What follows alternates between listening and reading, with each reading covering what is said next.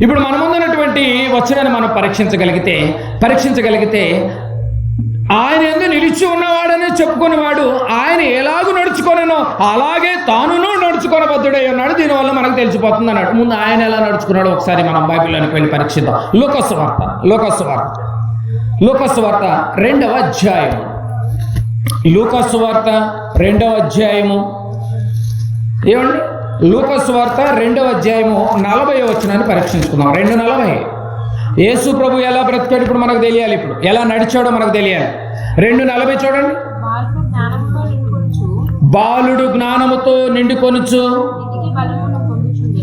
ఎదిగి బలము పొందుచుండెను. దేవుని దయ ఆయన మీద ఉండేను. ఏమండి? 49 క్షమించండి, 49. ఆయన మీరేలా నన్ను వెతుకుచుంటిరి, నేను నా తండ్రి పనుల మీద నుండవలనని మీరు ఎరుగరా. యోహాను గారు 2వ అధ్యాయం 6వ వచనం మైండ్లో పెట్టుకోవాలి మీరు. ఆయన పేరు చెప్పుకుని ఒకవేళ నువ్వు సమాజంలో బ్రతుకుతుంటే ఆయన ఎలా బ్రతికాడో ఎలా నడిచాడో మీరు కూడా అలా నడవాలన్నాడు. ఇప్పుడు ఆయన ఎలా నడిచాడు? ఇప్పుడు తండ్రి పనుల మీద నడుస్తున్నాడు. ఎప్పుడు? ఏమండి? ఏ ఏజ్లో మాట అది? 12వ సంవత్సరంలో అన్నటువంటి మాట. 12వ సంవత్సరానికి ఏ పనులు గుర్తొస్తున్నాయి?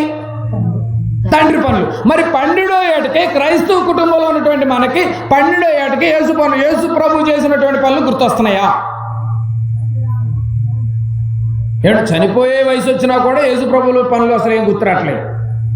ప్రభుల వారి మాటలు చూడండి ఎంత బాగున్నాయి. 49లో ఆయన మీరేలా నన్ను వెతుకుచుంటిరి, నేను నా తండ్రి పనుల మీద ఉండవలని మీరు ఎరుగరా అని తల్లిదండ్రులతో చెప్తున్నాడు. చూడండి, తండ్రి పనుల్లో ఉన్నటువంటి వాడు క్రీస్తునందు నిలిచి ఉన్నాడని అర్థం. తండ్రి పనులు లేవు ఈరోజు, అన్ని నీ సొంత పనులే ఉన్నాయి. అయితే నువ్వు క్రీస్తునందు నిలబడ్డట్టు కాదు, నువ్వు పడిపోయావని బైబిల్ చెప్పేసింది. యోహాను గారు చెప్పేశాడు. ఆలోచించాలి మీరు. క్రీస్తునందు నువ్వు నిలబడ్డవాడు దేవుని పనుల్లో తిరుగుతూ ఉంటాడనమాట. దేవుని పనులు పట్టనట్టుగా ఒకవేళ నువ్వు ఉంటే అయిపోయినట్టే, నువ్వు పడిపోయావని అర్థం. టెస్టులు జరుగుతున్నాయి. యోహాను సువార్త 4వ అధ్యాయం. యోహాను సువార్త 4వ అధ్యాయము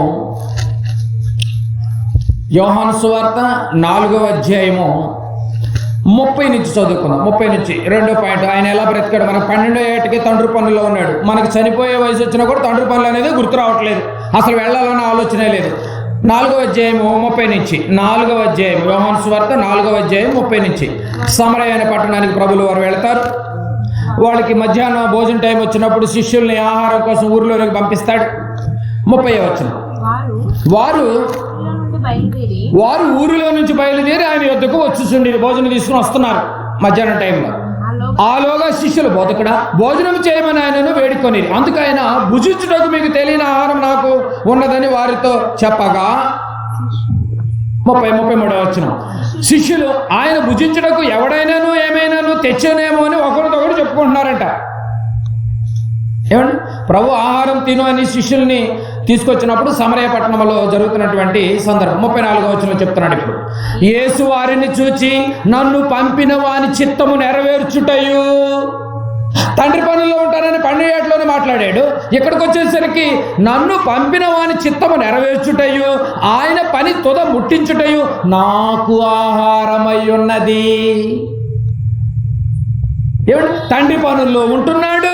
ఏమండి? యేసు వారిని చూసి నన్ను పంపిన వాని చిత్తము, ఈ చిత్తం అంటే ఇష్టం, అంటే తండ్రి ఇష్టం ఏంటి అని తెలుసుకుంటూనే ఉంటున్నాడు, చేస్తూనే ఉంటున్నాడు. మనం తండ్రి ఇష్టాన్ని ఏ రోజు ఎరిగామా? మన ఇష్టాలే నెరవేర్చుకుంటూ ఉంటున్నాము కానీ తండ్రి ఇష్టాలు నెరవేర్చట్లేదు. చూడండి, ఆయన పని తుదముట్టించుటయు, ఆయన పనిలో ఉండాలంట. ఆ పనిలో ఉండటమే నీకు ఆహారంగా అయిపోతుందంట. ఏమంటే మంచి పనిలో ఉన్నటువంటి వాళ్ళకి భోజనం తీసుకెళ్ళండి. ఊరుకండి, నాకు పని ఎప్పుడైపోయింది ముందు భోజనం పక్కన పెట్టండి, పెద్దగా భోజనం తీసుకొస్తారు. ముందు పని అవ్వాలంటారు. చూసారండి, పొలంలో ఉన్నటువంటి వాళ్ళకి మంచి వేడెక్కుంటారు. ఇది ఈ టైంకి వెళ్ళి ఇది అయిపోవాలని కూర్చుంటారు. అలాంటి భోజనం చేసుకుని మళ్ళీ చేయొచ్చు, ఏముండదు, టైం దాటిపోతుంది. చూసారా, ఆకలిని కూడా మర్చిపోయేటట్టుగా ఉంది పని. పని, శరీర సంబంధమైనటువంటి పనే ఆహారాన్ని పక్కన పెట్టేదిగా ఉంటుంటే, ఆత్మ సంబంధమైన తండ్రి అప్పచెప్పిన పని, దేవుని ఇష్టాన్ని నెరవేర్చేటటువంటి పని, మధ్యాహ్నం భోజనం టైంలో కూడా భోజనం తీసుకొచ్చిన దేవుని పని చేయటంలో, సమరయ పట్టణంలో నేను తండ్రి పని చేయటమే నాకు ఆహారమై ఉన్నది అన్నాడే. ఇలాంటి కార్యక్రమాల్లో నువ్వు ఉన్నావా? అయితే నువ్వు నిల్చున్నట్టే క్రీస్తులో.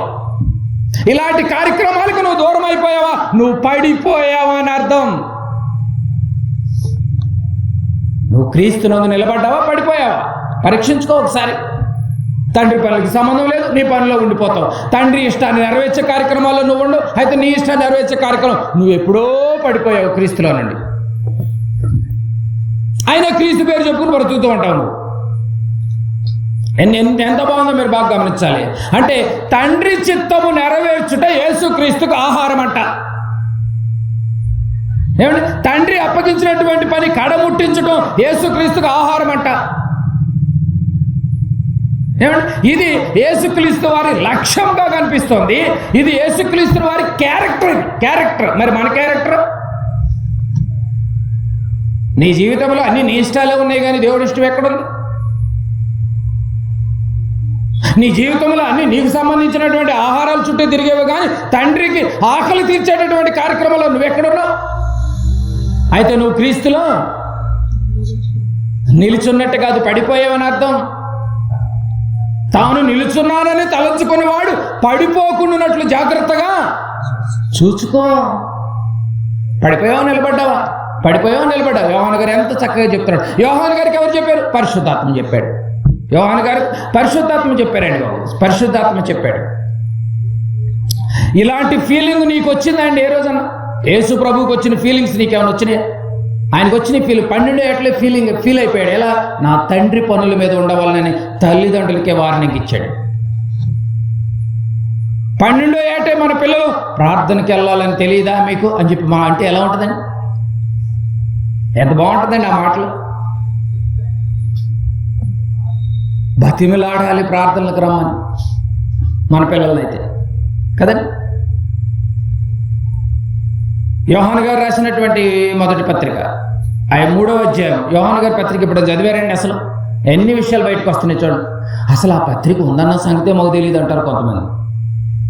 సువార్త రాసాడని చూసేమే కానీ యోహాను గారి పత్రిక కూడా రాశాడని అంటున్నారు కొంతమంది. ఎన్ని విషయాలు ఉన్నాయి చూడండి. పత్రిక చుట్టే తిరుగుతున్నాం మనం, కానీ ఎన్ని విషయాలు రాశాడు మీరు బాగా. నిలబడ్డామా పడిపోయామన్న సంగతి యోహాను గారు చెప్పాడు క్రైస్తవ్యానికి. ఏమంటే 3వ అధ్యాయం, మొదటి యోహాను 3వ అధ్యాయము 7వ వచనం. యోహాను గారు రాసిన మొదటి పత్రిక 3వ అధ్యాయం 7వ వచనాన్ని కూడా చదువుకుందాం. 3:7. చిన్నపిల్లలారా, ఎవనిని మిమ్మును మోసపరచనీయకుడి, ఎవనిని మిమ్మును మోసపరచనీయకుడి. ఆయన నీతిమంతుడై ఉన్నట్టు నీతిని జరిగించు ప్రతివాడును నీతిమంతుడే. మళ్ళీ ఇక్కడ యేసుప్రభుల వారిని తీసుకొస్తున్నాడు. యేసుప్రభుల వారి నీతిమంతుడు. ఆయన నీతిని ఎలా జరిగించాడో, నీతిని జరిగించే ప్రతివాడే నీతిమంతుడు. నీతిని ఎక్కడ జరిగిస్తున్నాం? అంత అవినీతి వెళ్తుంటే ప్రపంచాన్ని. నీతిని జరిగించే ప్రతివాడే నీతిమంతుడు అంటున్నాడు. బాగా గమనించారు లేదు? ఆయన నీతిని జరిగించిన వాడు, నీతిని జరిగించిన ప్రతివాడు నీతిమంతుడే. మోసపోకండి. మోసపోకుడు అంటే ఇక్కడ చాలా మంది ఏం చెప్తున్నారంటే మోసపోకండి, మోసపోకుడి. ఏమంటే మనం అన్నీ చేయలేమండి, యేసు ప్రభులాగా మనం ఏడ చేస్తామండి అని ఎవడన్నా మీతో అంటున్నాడా? అయితే మిమ్మల్ని మోసం చేస్తున్నాడు. ఆయనలాగా మనం ఎడ ఉంటామండి, ఆయన దేవుని కుమారుడండి సాక్షాత్తు, ఆయనలాగా మనం ఎలా బ్రతుకుతామని ఎవడన్నా అంటున్నాడా మీతో? చాలా కష్టమండి అని అంటున్నాడా? అయితే మిమ్మల్ని మోసం చేస్తున్నాడు. బైబిల్ ఏమో ఆయనలాగా బ్రతకండి, బ్రతకొచ్చని చెప్తుంది. బైబిల్ బ్రతకొచ్చని చెప్తుంది. ఏమండి అబద్ధాలు చెప్పకూడదంటే అండి మన వల్ల ఎడవుతుందండి. వ్యాపారాలు చేసుకునే వాళ్ళం అబద్ధాలు చెప్పుకోకుండా ఎట్టుంటాం? ఏమండి అర్థమవుతుందా? ఇది అయ్యే పని కాదని కొంతమంది సేవకులు మోసం చేస్తున్నారంట. ఇది మన వల్ల ఏడవుతుందని చెప్పేసి మోసం చేస్తున్నారు. ఏమిటి ప్రతిరోజు స్వార్థకి వెళ్ళాలంట, ఏమండి అబద్ధాలు చెప్పకూడదంట, ప్రతిరోజు పవిత్రంగా ఉండాలంట, మోహపు చూపు చూడకూడదంట అని బలహీనలు కొంతమంది ఇంకా బలహీనం చేసేస్తారు. ఇది మనోళ్ళే అవుతుంటే నిజమే బ్రదర్, కరెక్ట్గానే చెప్పారు. మరి అంత కఠినంగా ఎట్ట చెప్తే ఎక్కడికి వెళ్తాం బ్రదర్? నిజంగా అంటే వాడు మిమ్మల్ని మోసం చేస్తున్నాడు. నీతిని జరిగించినట్లు ప్రభు మీరు కూడా నీతిని జరిగిస్తేనే నీతిమంతులు అవుతారు. ఎంత మోసం చేస్తున్నారు మీరు బాగా గమనించారండి. ఎంత మోసం చేస్తున్నారు చూడండి. ఎందుకు జరిగించలేము? పౌలు గారు జరిగించలేదా? యోహాను గారు జరిగించలేదా? యాకోబు గారు బ్రతకలేదా? తోమా బ్రతకలేదా? మత్తయి గారు జరిగించలేదా? అకుల ప్రిస్కిల్ల జరిగించలేదా? ఈ మాటలు ఎందుకు ఉత్తేజపరిచేటటువంటి మాటలు ఎందుకు హైలైట్ చేయట్లేదు? బైబిల్లో భక్తులు జరిగించారు కదా, మరి మనం ఎందుకు జరిగించకూడదు? మనం ఎందుకు జరిగించకూడదండి? 5వ అధ్యాయం 3వ వచనం. 5వ అధ్యాయము యోహాను గారి పత్రిక. మనం ఎందుకు జరిగించకూడదు? చూడండి బైబిల్ ఏం చెప్తుంది చూడండి. 5వ అధ్యాయం 3వ వచనం.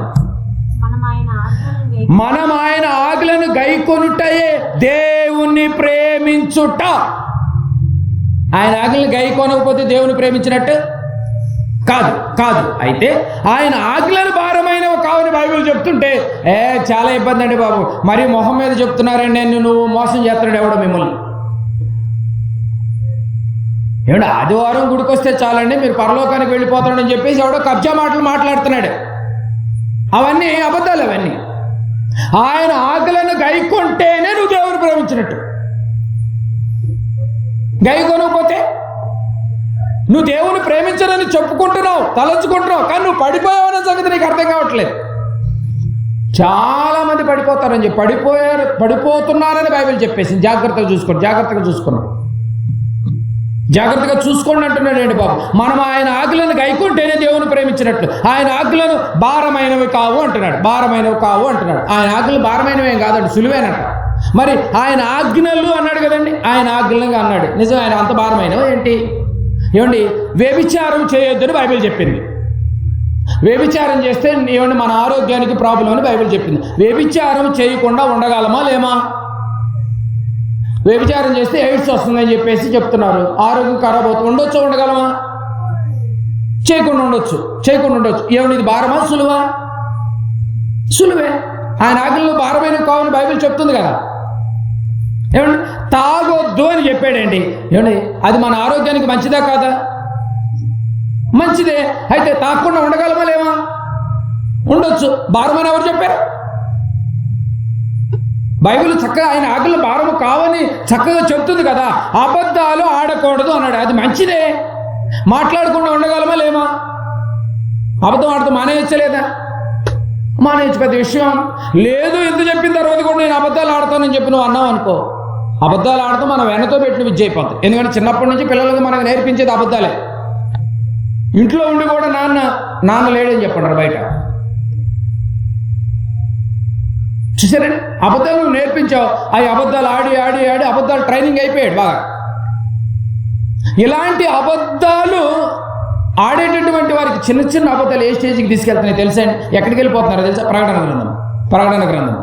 అబద్ధాలు ఆడటం ఎంత డేంజర్గా ఉందో తెలిసింది. దయచేసి అబద్ధాలు ఆడకండి. ఈ మధ్య ఫోన్ వచ్చిన తర్వాత మరీ అబద్ధాలు. ఉండేది ఒక చోట, చెప్పేది ఒక చోట కదండి. చిన్న అబద్ధాలు, కానీ ఎక్కడికి వెళ్తున్నారో తెలుసా? ప్రకటన గ్రంథము 21వ అధ్యాయం. అబద్ధాలు మానొచ్చలేదా? మానొచ్చండి బాబు. అలా అబద్ధాలు ఆడేటటువంటి వారిని ఎక్కడికి వెళ్ళిపోతారు చూడండి. 21వ అధ్యాయం 8వ వచనం. పిరికివారును, అవిశ్వాసులను, అసహ్యులను, నరహంతకులను, వ్యభిచారులను, మాంత్రికులను, విగ్రహారాధికులను, అబద్ధికుల అందరూ, అబద్ధవాడే వాళ్ళందరూ ఎక్కడికి వెళ్ళిపోతున్నారు? ఇప్పుడు అగ్ని గంధకములో మండు గుండములో పాలు పొందుదురు. అబద్ధవాడే వాళ్ళు ఎక్కడికి వెళ్ళిపోతున్నారు? నరకానికి వెళ్ళిపోతున్నారు. అగ్నికొండలోనికి వెళ్ళిపోతున్నారు. ఎందుకు? చిన్న అబద్ధాలు ఆడుతారు అంటే పెద్ద అబద్ధాలు ఆడొచ్చనే. చిన్నదైనా పెద్దదైనా అబద్ధమే. చిన్న అబద్ధం ఆడినా కూడా అంతే సంగతులు. ఏం కర్రీ వండుకున్నారమ్మా అని అంటే వండుకునేది ఒక కర్రీ, కానీ చెప్పేది మాత్రం పచ్చడి కదండి. అది అబద్ధమా కదండి? ఆలోచించారు. అబద్ధం ఆడి ఎక్కడికి వెళ్ళిపోతున్నారు? నరకానికి వెళ్ళిపోతున్నారు. కానీ బైబిల్ ఏం చెప్తుందో తెలుసా అండి? ఎఫెసీయులకు రాసిన పత్రిక 4వ అధ్యాయం. ఎఫెసీయులకు రాసినటువంటి పత్రిక 4వ అధ్యాయము 25వ వచనం చూడండి. నరకానికి వెళ్ళిపోతున్నాం అంటే ఈజీగా. ఎఫెసీయులకు రాసినటువంటి పత్రిక 4వ అధ్యాయం 25వ వచనం. 4:25. మనము ఒకరికొకము అవయవంలో ఉన్నాము కనుక మీరు అబద్ధమాడుట మాని. ఉందండి ఇక్కడ మీరు అబద్ధమాడుట మాని ప్రతివాడును తన పొరుగువానితో సత్యమే మాట్లాడవలెను. లేదు నాకు నోరుంది కదా ఇష్టం వచ్చిన నువ్వు మాట్లాడవనుకో, వెళ్ళేది ఎక్కడికి? నరకానికి వెళ్తాను. ఏం చేయవు అసలు, చిన్న అబద్ధం ఆడుతూ చాలు. నువ్వు అంత చేసుకుని అది మొత్తం కొలాప్స్ అయిపోద్ది. అబద్ధం అనేది నీ నోటంగా అంటే రాకూడదు, నరకానికి ఈజీగా వెళ్ళిపోతాం. ఏమండి అబద్ధం ఆడకుండా ఉండగలమా? లేదండి, ఉండొచ్చు. ఉండగలము కనుకనే ఇది వ్రాయించాడు. ఉండగలము కనుకనే ఇవన్నీ మాటలు రాయించాడు. ఉండగలమండి. తిమోతి గారికి రాసినటువంటి మొదటి పత్రిక 4వ అధ్యాయం, తిమోతి గారికి రాసిన మొదటి పత్రిక 4వ అధ్యాయం 8వ వచనం కూడా చదువుకున్నాం. క్రీస్తునందు నిలబడ్డామా లేదన్న విషయాలు ఎన్ని విషయాలు వస్తున్నాయి చూడండి. వీటిలో ఏమాత్రం మనం మిస్టేక్ చేసినా నువ్వు నిలబడ్డట్టు కాదు, పడిపోయినట్టే. 4వ అధ్యాయం 8వ వచనం, శరీర సంబంధమైన సాధకము కొంచెం మట్టుకే ప్రయోజనకరము కానీ, శరీర సంబంధమైన సాధకం కొంచెం మట్టుకే ప్రయోజనము కానీ దైవ భక్తి నువ్వు దైవ భక్తిలోకి వచ్చి చూడు. ఇప్పటి జీవం విషయంలోను రాబో జీవం విషయంలోను వాగ్దానంతో కూడిన దైనందున అది అన్ని విషయంలో ప్రయోజనకరమవును. ఇప్పుడు బాగుంటావు, రేపు చనిపోయిన తర్వాత పరలోకానికి వెళ్ళి కూడా బాగుంటావు. ఎందుకు? ప్రయోజనకరమైనది. శరీరాన్ని సాధకంగా మార్చి ఈ రోజు నుంచి ఇక్కడ బాగుంటావు, రాబో జీవితం కూడా నీకు బాగుంటుందట. రాబో జీవితం కూడా నీకు బాగుంటుందని చెప్తున్నాడు చూడండి. శరీర సంబంధమైన సాధన కొంచెం మట్టుకే నీకు ప్రయోజనం, దానివల్ల ప్రయోజనం ఏమి లేదు. కానీ దైవ భక్తిని ఒకసారి రుచి చూచి చూడు, దేవునిలోనికి వచ్చి చూడు, దేవునిలో మనసు పెట్టి చూడు. అబద్ధాలు ఆడటం మానే, దొంగతనాలు చేయటం మానే, తాగటం మానే, మోహం చూపులు చూడటం మానే. ఒక్కసారి మానేసి చూడు, దానివల్ల ఎంత ప్రయోజనం ఉంటుందో తెలుసా? నీ ఆరోగ్యం బాగుంటుంది, నీ కుటుంబం బాగుంటుంది, నీ కుటుంబం రోడ్డును పడకుండా ఉంటుంది. ఇదన్నిటికీ మించి ఏంటి? వాగ్దానంతో కూడినదైతే అన్ని విషయములలో ప్రయోజనకరమైనది ఒకటి దైవభక్తి. అన్ని విషయాల్లో నంబర్ 1 ఏదంటే దైవభక్తే. శరీర సంబంధమైనది నువ్వు ఎంత కష్టపడ్డా కూడా ఆ శరీరం ఉన్నంత వరకే ఉపయోగపడుతుంది నీకు. శరీరాన్ని వదిలేన తర్వాత ఆ శరీర కష్టం నీకు ఉపయోగపడుతుంది తేల్చేశాడు. కానీ ఆత్మ సంబంధంగా దైవ భక్తిలో నువ్వు కొనసాగితే ఇక్కడ బాగుంటావు, రాబో జీవితం కూడా నీకు బాగుంటుందని ఎంత చక్కగా చెప్తే దైవ భక్తిలోనికి వచ్చి చూడండి ప్రియమైన దేవుని వల్ల ఎంత బాగుంటుందో. అవకాశం ఉన్నప్పుడు, ఖాళీగా ఉన్నప్పుడు రావటం కాదు, అన్ని విషయాల్లోనూ నీకు బాగుండాలి అంటే నువ్వు నిలబడాల్సింది, సరి చేసుకోవాల్సింది, సరిదిద్దుకోవాల్సింది దేవుని యొక్క సన్నిధిలోనే. మంచి అవకాశం, గుడ్ ఆపర్చునిటీని వదులుకోకండి. అన్ని విషయంలోనూ ప్రయోజనకరమైనది ఒకటి దైవభక్తి. దైవభక్తిని కాదనుకో నువ్వు ఎన్ని చేసినా కూడా కొంతవరకే ప్రయోజనకరం. ఒక 10,000 సంపాదించారు అనుకో, ఆ 10,000 అయిపోయేంత వరకు శుభ్రంగా 3 పూటలు తింటావు. 10,000 అయిపోయిన తర్వాత మళ్ళీ కష్టపడాలి. అదే దైవభక్తిలో నువ్వు బాగా కొనసాగించావు అనుకో, ఇక్కడ బాగుంటావు, రాబో జీవితం కూడా బాగుంటుందని ఎంతగా చక్కగా చెప్పిందో చూడ బైబిల్. ఈ జీవిత కాలం విషయంలో ప్రయోజనకరమైనది అయితే రాబో జీవిత విషయంలోనూ ప్రయోజనకరమైనది అని ఒక విషయం చెప్పాడు చూడండి 8వ వచనంలోనే. శరీర సంబంధమైన సాధకం చేస్తే అబద్ధాలు ఆడటం ఆపేయచ్చు, సాధకం చేస్తే మోహం చూపులు చూడటం ఆపేయచ్చు. సాధకం చేయి, కష్టపడితే ఏదైనా చేయొచ్చండి బాబు. ఈ రోజు నుంచి నేను నిలబడతాను దేవుని కోసమని ఒక సాధనంగా నువ్వు మార్చుకో, శరీరాన్ని సాధనంగా మార్చు. సాధ్యమా కాదా? సాధ్యమే. అప్పుడు నీకు అన్ని ప్రయోజనకరమే చెప్తున్నాడు చూడండి. సాధకం అంత గొప్పది, సాధన చేస్తే సాధ్యమే. నిలిచి ఉన్నావా పడిపోయావా పరీక్షించుకో ఒకసారి. ఎన్ని విషయాలు చెప్పాడండి, ఎన్ని విషయాలు బైబిల్లో చెప్పుకుంటూ వచ్చాడు. చూసారండి, దేవుని కుమారుడని ఒప్పుకోవాలి, ఆయన నామాన్ని ఒప్పుకోవాలి, ఆయన ఆజ్ఞలను గైకోనాలి. తర్వాత నువ్వు నీతిని జరిగించాలి, అబద్ధాలు ఆడటం మానేయాలి, మోహం చూపు చూడటం ఆపేయాలి, దొంగతనాలు చేయటం ఆపేయాలి, వ్యభిచారం చేయటం ఆపేయాలి, శరీర సంబంధమైన సాధకాలు కొంత మట్టుగా ఉపయోగపడతాయి, కానీ భక్తిలో నువ్వు కొనసాగిస్తే ఇక్కడ బాగుంటావు, రేపు ఆత్మను వదిలేసిన తర్వాత కూడా అక్కడ కూడా నిత్య విశ్రాంతిలోనికి వెళ్ళిపోతావు. ఎంతకంటే గొప్ప సాధకం ఇంకేమైనా ఉందా? క్రీస్తునందు నిలుచున్నటువంటి వాడు నూతన సృష్టి అన్నాడు. నూతన సృష్టి. బాగా గమనించాలి ప్రియమైన దేవుని వారలారా. పడిపోయిన స్థితిలో ఉన్నటువంటి వాళ్ళు ఎలా ఉంటారో ఇప్పుడు చూద్దాం. పడిపోయినటువంటి వాళ్ళు ఎలా ఉంటారో చూద్దాం. నిలబడ్డటువంటి వాళ్ళు ఎలా ఉంటారో ఇప్పుడు వరకు మనం గమనించాం. ఇప్పుడు పడిపోయినటువంటి స్థితిలో ఉన్నవాడు ఎలా ఉంటాడంటే ఒకసారి బైబిల్లో చూద్దాం. యోహాను గారి పత్రికలోనే, యోహాను గారి పత్రికలోనికి 2వ అధ్యాయం. పడిపోయినటువంటి వాడు ఎలా ఉంటాడు ఇప్పుడు? 2వ అధ్యాయము యోహాను గారు రాసిన మొదటి పత్రిక 2వ అధ్యాయము 9వ వచనం. పడిపోయినటువంటి వాడు ఎలా ఉంటాడు ఇప్పుడు? ఇప్పుడు పడిపోయినటువంటి వాడు ఎలా ఉంటాడంటే ఇది ఎలా ఉంటాడు? ఎలా ఉంటాడు? 9వ వచనం. వెలుగులో ఉన్నానని చెప్పుకోవచ్చు. ఏం చెప్పుకుంటాడంట? ఏమంటే ప్రార్థనకి వెళ్తున్నానండి, బైబిల్ ప్రతిరోజు చదువుకుంటానండి, ఇంట్లో మేము కుటుంబ ప్రార్థన కూడా పెట్టుకుంటామండి ప్రతిరోజు. వెలుగులో ఉన్నామని చెప్పుకొనొచ్చు. తన సహోదరుని ద్వేషించేవాడు పైకి మాత్రం నేను వెలుగులో ఉన్నానని చెప్పుకుంటూ లోపల ఏం చేస్తాడంట? సహోదరుడు ద్వేషిస్తూ ఉంటాడంట. ద్వేషం మాత్రం ఉంటుందండి. పైకి ప్రైజ్ లోపల మాత్రం ద్వేషం. అలా ఉన్నటువంటి వాడు ఇప్పటి వరకు చీకటిలోనే ఉన్నాడు అని చూడండి.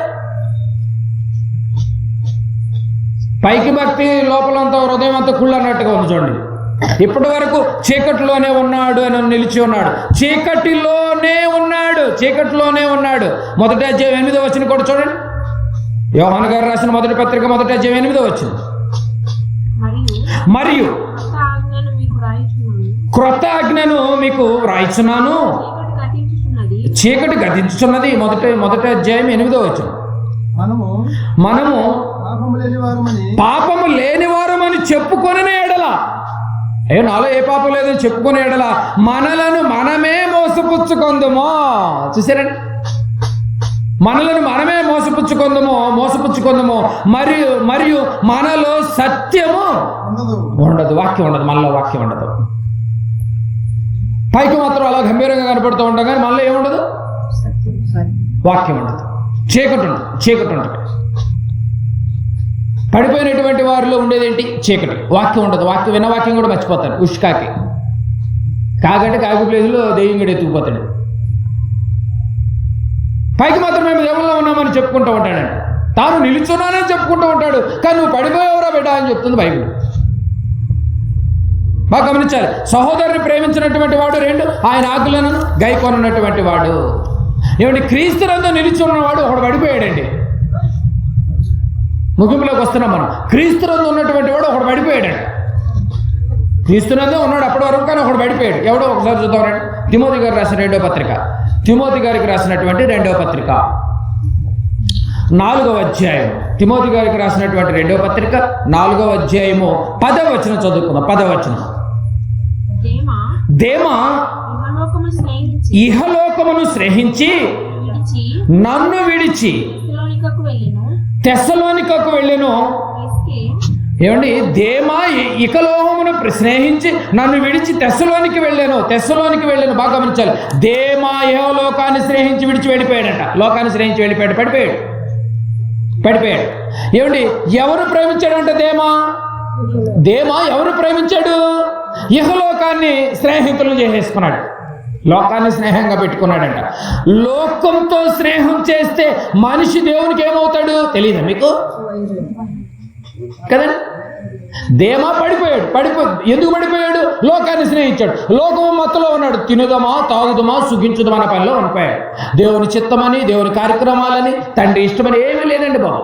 సువార్తకి వెళ్ళేవాడి పాదాలు సుందరం అన్నాడు. వెళ్ళినటువంటి పాదాలు సుందర పాదాలకు ఆపోజిట్ ఏ పాదాలు? దరిద్ర పాదాలు. అంతే కదండి. సుందరము అశుభమైన పాదాలని చెప్పుకోవాలి. లోకంతో స్నేహం చేస్తే ఏమండి మనిషి దేవునికి ఏమవుతాడు? యాకోబు 4:4 చూడండి.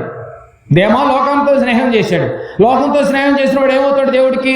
యాకోబు రాసిన పత్రిక 4వ అధ్యాయం 4వ వచనం చూడండి. 4వ వచనం. వ్యభిచారులారా, ఈ లోక స్నేహము దేవునితో వైరమని మీరు ఎరగరా? వైరమని మీరు ఎరుగరా అంటున్నాడు చూడండి. అంటే దేవునికి శత్రువు అవుతున్నాడు, దేవునికి శత్రువు అవుతున్నాడు. కాబట్టి ఎవడు లోకంతో స్నేహం చేయకూడనో వాడు దేవునికి శత్రువు అయిపోతున్నాడు. తెలియకుండా దేవునికి శత్రువు అయిపోతున్నాడు. పైగా వాడు దేవునికి శత్రువు అయిపోతున్నాడు. లోకాన్ని నువ్వు ప్రేమిస్తున్నావంటే క్రీస్తునందు నువ్వు పడిపోయావని అర్థం. ఇదే లోకంలో ఉంటూ దేవుని కార్యక్రమాలు నీ కార్యక్రమాలు, దేవుని కార్యక్రమాలు నీ కార్యక్రమాలు, దేవుని కార్యక్రమాలు నీ కార్యక్రమాలు.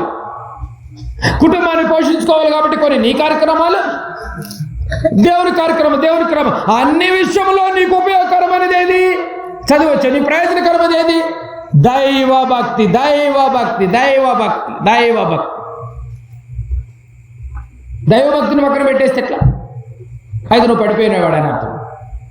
పడిపోయావని అర్థం అంటున్నాడు చూడు, బాగా గమనించాలి. సహోదరుని నువ్వు ద్వేషిస్తున్నావంటే నీవు ఇంకా పడిపోయావని అర్థం. లోకంతో స్నేహం చేస్తున్నావంటే నువ్వు ఇంకా కూరుకుపోయావని అర్థం. అప్పుడప్పుడు ప్రార్థనకు రావట్లేదు ఏంటో, ఎక్కడ కుదురుతుందండి మాకు? అయితే కూరుకుపోయాడు రా పాపం బిడ్డ. ఊబిలో పడిపోతున్నాడు, రోజు రోజు రోజు రోజు ఊబిలో పడిపోతున్నాడు. తండ్రి పనుల మీద ఉన్న వాళ్ళు ఎరుగురా? ఎరుగురు, మర్చిపోయా. తండ్రి కార్యక్రమాలు నాకు ఆహారమై ఉన్నదన్న తండ్రి చిత్తం ఎరుగురా అంటే మర్చిపోయాం, అది కూడా కూరుకుపోయాం. పడిపోయారని అర్థం అన్నమాట. పడిపోయా. నువ్వు క్రీస్తునందు నిలుచున్నావా, పడిపోయావా? ఇప్పుడు చెప్పండి.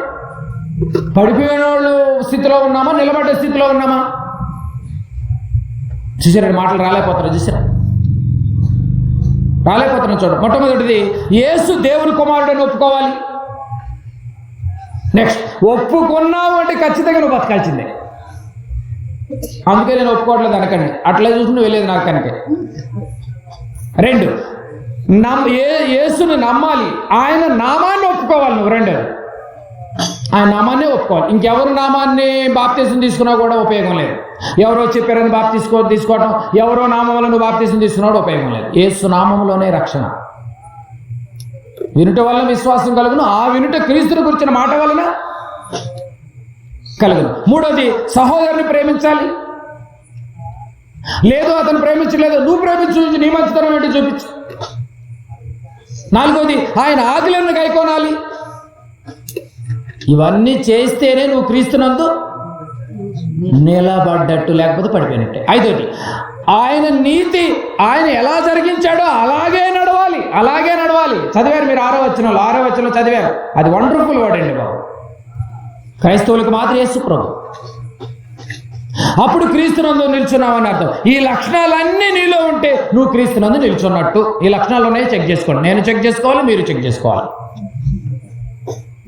ఇది మీలో లేకపోతే నువ్వు క్రీస్తునందు పడిపోయావని అర్థం.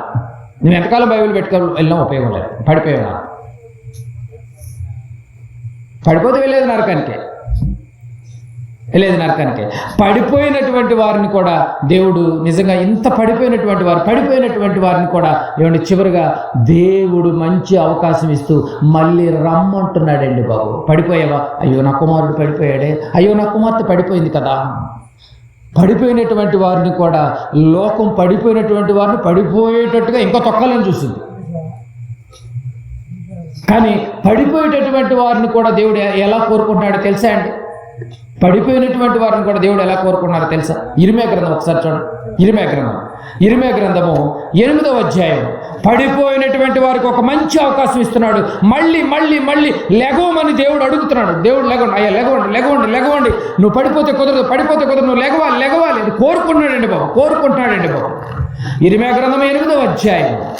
ఇర్మియా గ్రంథము 8వ అధ్యాయం. పడిపోయినటువంటి వారిని కూడా, పడిపోయావా నువ్వు లోకంలో? పడిపోయావా నువ్వు? కూరుకుపోయావా? మళ్ళీ తిరిగి లెగవమని మంచి అవకాశం ఇస్తున్నాడు. చూడు, 8వ అధ్యాయం 4వ వచనం.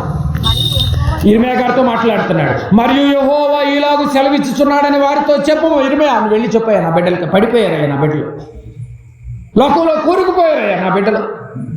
పడిపోయినటువంటి వారికి నువ్వు వెళ్ళి చెప్పు, మనుష్యులు పడి తిరిగి లేవకుందురా. పడిపోయినటువంటి వాడు తిరిగి లేవడా? క్వశ్చన్ వేసాడండి. మంచి అవకాశం ఇస్తున్నాడు, చూసారా? తిరిగి లెగవడా? లేవకుందురా. కింద మాట తొలగిపోయిన తరువాత, అంటే పడిపోయిన తరువాత మనుషులు తిరిగి రారా? మేము రాము అంటే మాత్రం మీ కర్మ, అంతే కదండి. తిరిగి రారా అని చేతులు జోడించి అడుగుతున్నాడు. పడిపోయావా? ఒక్కసారి నువ్వు లెగవకూడదు, ఒక్కసారి నువ్వు లెగవకూడదు. ఏమండి, మనుషులు పడి తిరిగి లేవకుందరా? తొలగిపోయిన తర్వాత మనుషులు తిరిగి రారా? ఏమండి, భర్తను విడిచినటువంటి భార్య నిజంగా మంచి బుద్ధిమంతురాలైతే భార్య అయితే తిరిగి వచ్చుద్దండి.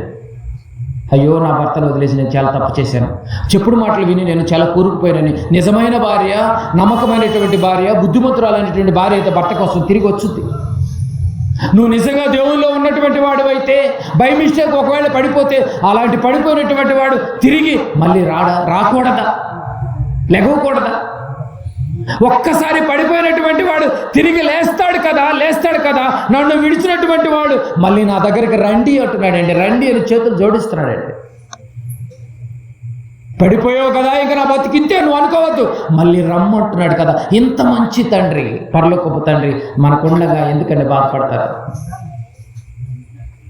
మళ్ళీ తిరిగి వాటన్నిటిని మళ్ళీ పొందుకుందాం మనం. దేవుడు అడుగుతున్నాడు, కోరుకుంటున్నాడు. తిరిగి వస్తారు కదా. రారా. ప్రశ్న వేసి మరీ అడుగుతున్నాడు. చూడండి, ప్రశ్న వేసి మరీ అడుగుతున్నాడు. ఎంతగా అడుగుతున్నాడో తెలుసా అండి? 65వ అధ్యాయం 2వ వచనం చూడండి. చివరిగా 65వ అధ్యాయం 2వ వచనం యెషయా గ్రంథము 65వ అధ్యాయము ఎంతగా ఎప్పటి నుంచి అడుగుతున్నాడో తెలుసా అండి? 65వ అధ్యాయం 2వ వచనం చూడండి. యెషయా గ్రంథం 65వ అధ్యాయం 2వ వచనం. తమ ఆలోచనలను అనుసరించి చెడు మార్గము నడుచుకొనుచు, పడిపోయినటువంటి వారి గురించి మాట్లాడుతున్నాడు. లోబడ నొల్లని